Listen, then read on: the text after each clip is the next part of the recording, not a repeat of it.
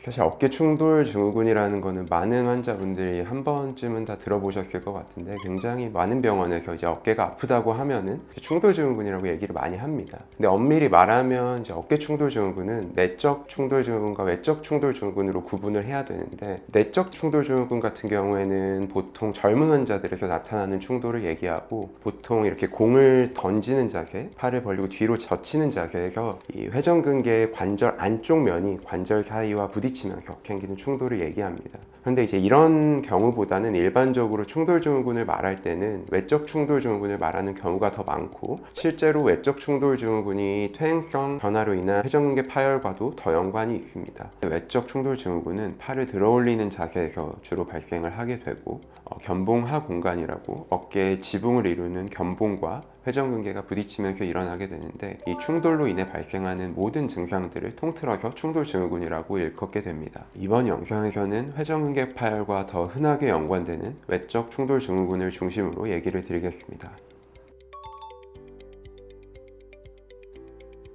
어깨 충돌 증후군이라는 것은 아까 얘기 드린 것처럼 굉장히 넓은 범위의 진단입니다. 따라서 똑같이 어깨 충돌 증후군이라는 진단을 받았다고 하더라도 환자분들의 상태나 증상은 천차만별로 다를 수가 있고, 충돌 증후군이라고 하는 것은 견봉하 공간에서 생기는 충돌로 인해 발생하는 염증 반응을 모두 포함하는 말입니다.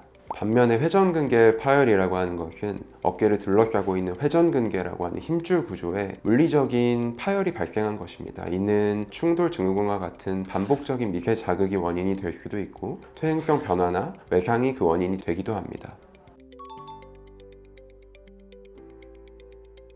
실제로 두 개의 질환이 임상적으로도 증상이 비슷하게 나타나는 경우도 많습니다. 특히 회전근개 파열의 정도가 부분 파열이거나 심하지 않을 때는 단순 통증이 주 증상으로 나타나기도 하는데, 파열이 진행을 하게 되면 점점 팔을 들어올리는 힘이 줄어들게 되고, 특히 광범위 파열이 돼서 파열이 너무 커진 경우에는 팔을 아예 앞으로 들어올리지 못하는 가성마비와 같은 증상이 나타나기도 합니다.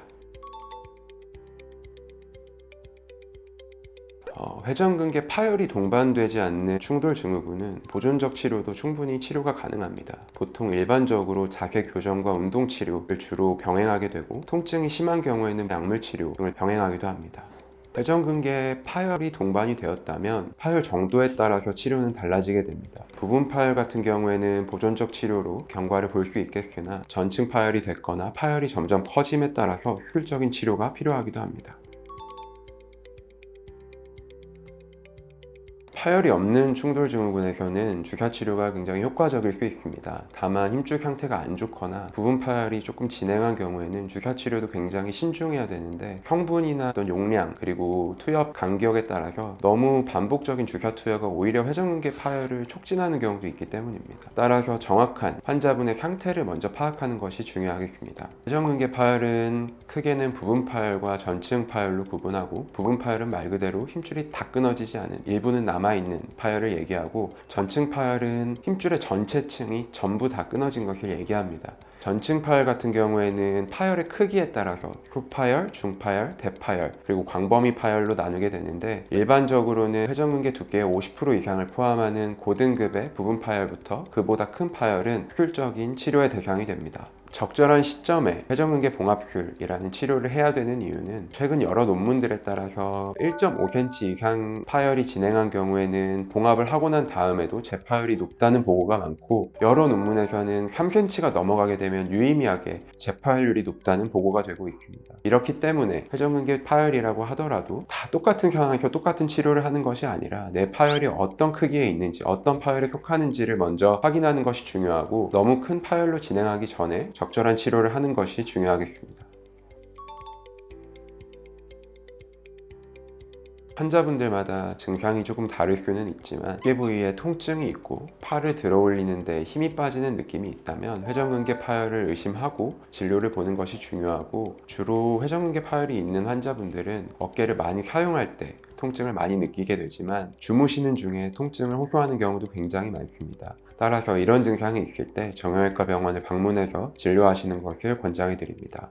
왜냐하면 이게 회전근개 파열이 계속 진행을 하게 되면 힘줄이라는 것은 결국 근육이 뼈에 붙는 부분이기 때문에 점점점 파열이 커지게 됩니다. 그리고 통증으로 인해서 팔을 잘 안 쓰게 되고 국소적으로 어깨에 염증 반응이 자꾸 발생하게 되는데, 이런 것들이 흔히 이제 오십견이라고도 부르는 유착성 관절 낭염을 유발하기도 합니다. 이는 이제 어깨가 굳는 증상인데, 이렇게 되면 어깨를 적절히 치료하고 난 다음에도 재활도 굉장히 오래 걸립니다. 그렇기 때문에 이런 것들을 예방하기 위해서는 빠른 시간 내에 병원을 방문하는 것이 가장 좋습니다. 단 그러지 못할 경우에는 어깨가 굳지 않도록 스트레칭 같은 동작은 꾸준히 해주시는 것이 좋습니다. 다만 너무 무거운 물건을 드는 동작이나 너무 극심한 근력 운동은 오히려 회전근개에 안 좋은 영향을 줄 수 있기 때문에 이런 동작들은 피하는 것이 좋습니다. 지금까지 두발로병원 정형외과 전문의 원유선이었습니다. 감사합니다.